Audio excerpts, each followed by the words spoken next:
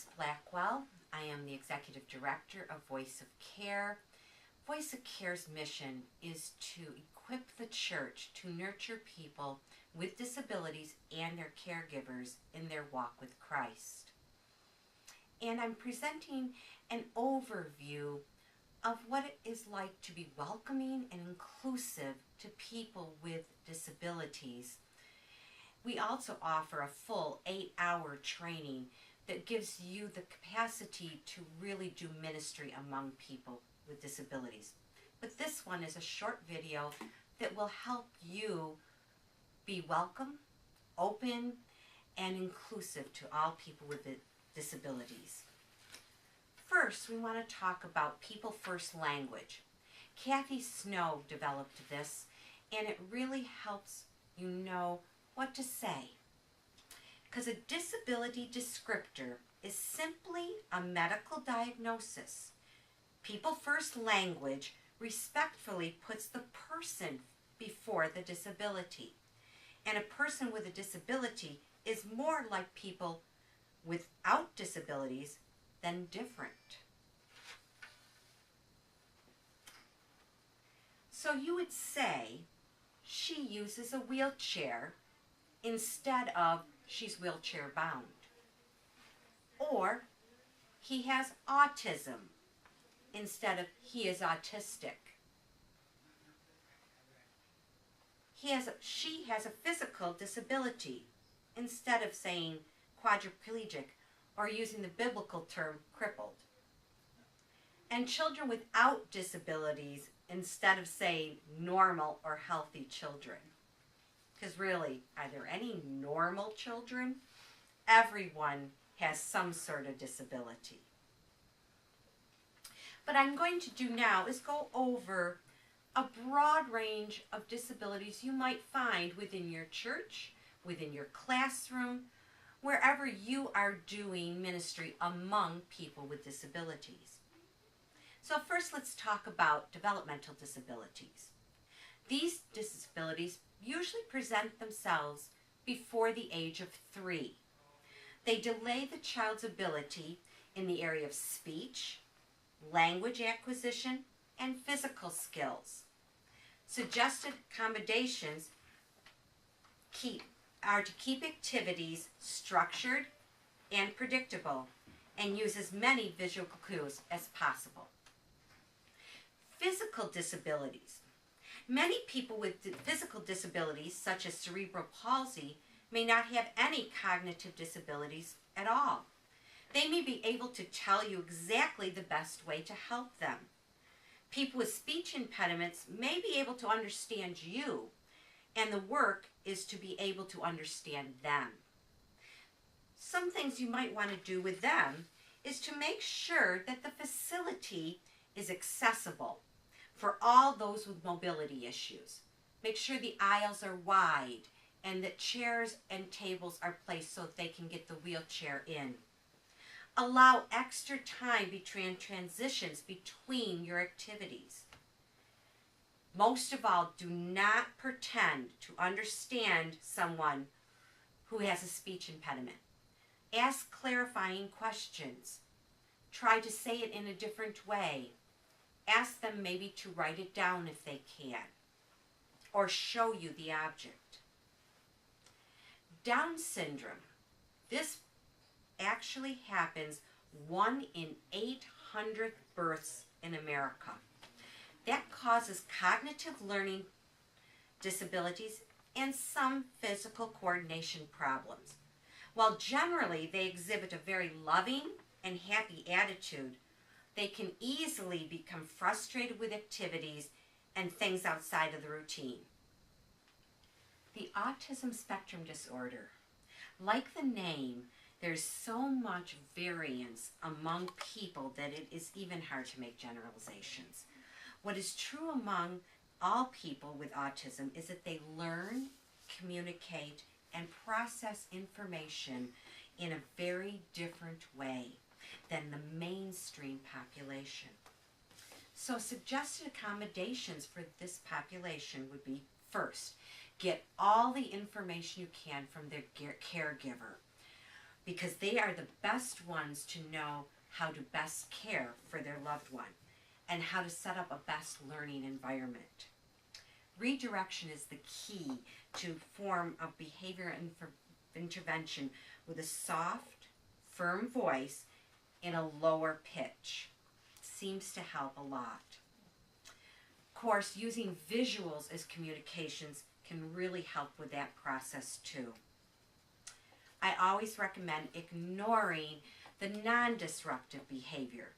The disruptive behaviors might be their subvocalizations. Some might grunt, or they might say a word over and over again, or they might have hand gestures or body movements. Those that don't bother your classroom, just ignore those. But the big thing is you may have to, with some of them, use hand-over-hand guidance and to help with their fine motor coordination. And now let me demonstrate that. We're going to practice. I want you to be able to write your name on the paper.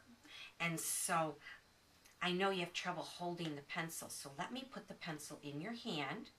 And then we just close our hand over it. That steadies the hand. You can do the same with someone with cerebral palsy or someone that might have a shake.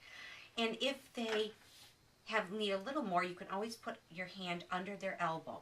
But you're going to place your hand and let it make it comfortable. Relax. Let your hand relax. Now, your name is Lori, and that starts with an L. So we would put an L. And is it with an O or an A? O. Oh. And then an R. Is it a Y or an I? It's an I. It's an I. And so we would just, like I said, think. And maybe we're drawing something. We want to draw a cross. And so we would just help them do a line down and a line across. And the big thing is let them have it to be their paper as much as possible. Is there something else you'd like to draw? Happy face. Happy face? All right. We'll draw a happy face. So that's how we help people with hand in hand, over hand. Now the other thing is we might want to keep it there if they are good with it, but if we think that they might misuse the pencil, then you might want to keep the pencil to yourself. Okay. But thanks for letting me demonstrate that.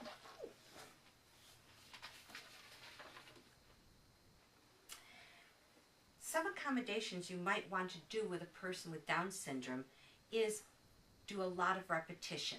That's a key aspect for their learning ability. Others is hands-on hand and concrete activity to reinforce the concepts.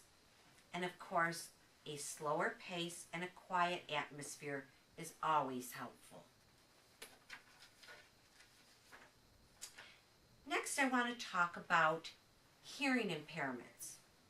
It's important to find out if the hearing impairment is because of an aging or a birth defect, because the elderly may not have ever learned sign language and also may not actually have hearing aids. And of course, if the person is totally deaf, you'll want to hire an interpreter, because the person to communicate in sign language and to really make sure that that person can be fully included. If the person has a cochlear implant, they will have a modifying device. It's a box you wear around your neck that amplifies your voice straight to the implant behind the person's ear.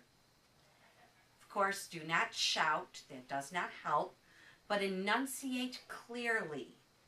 Try restating an idea in different words, because some letters are harder to understand than others. B, P, and T often look the same and sound the same to a person hard of hearing. Be aware of devices if they do have them and they're small children. If they're running around, they won't notice that the device may get lost, may get put down somewhere. So be extra careful when a student of yours might have hearing devices. The visual impairment, though, is another difference, whether a person is totally blind or just has a visual impairment.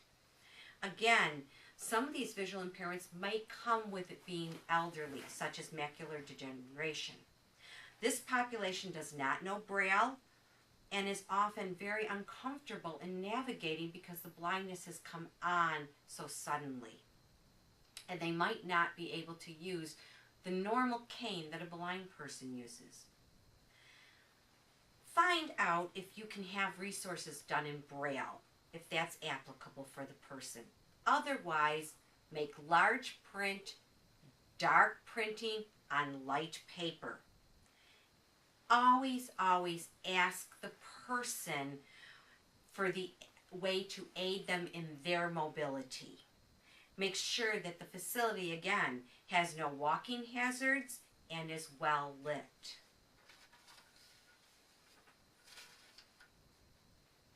Something we're just becoming more aware of is a sensory integration disorders. These disorders usually have a component along with another disability, but sometimes they can occur separately. People with this disorder are unusually sensitive to noise, smell, or touch. A way to help them is to modify the activity to lessen that sensory impact. You might need to have rubber gloves available if you're doing a messy activity. Or you might need to have the sound blocking headphones if an activity is going to get loud. Many churches today are making a facility a perfume-free zone so that smells are not distracting to people.